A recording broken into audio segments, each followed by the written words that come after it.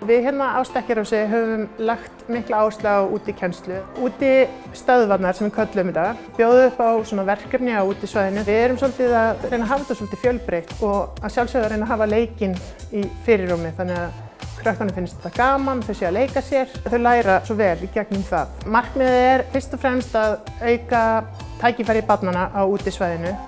En kannski ekki síður að starfsfólkið vinni svolítið saman, að starfsfólkið kemur út og deilir hugmyndum sín á milli.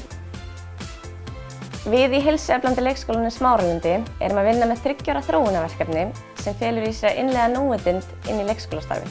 Núvitundaþjálfun felst í því að læra að staldra við hér og nú og taka eftir því sem er að gerast innra með okkur og í kringum okkur án þess að dæma.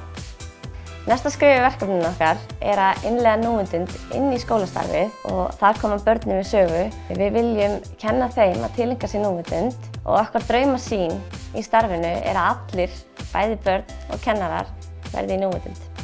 Í haust þá byrjuðum við Erasmus Plus verkefni. Verkefni snýst útisvæðið og auki við fjölbreytt verkefni þar sem börnin eru virkir þátttakendur. Í þessu verkefni munum við nýta okkur reynsluna sem er komin á útistöðvunum, hvað við höfum lært og hvernig við höfum náð að skapa menningu þar sem útinám er í hávegum haft.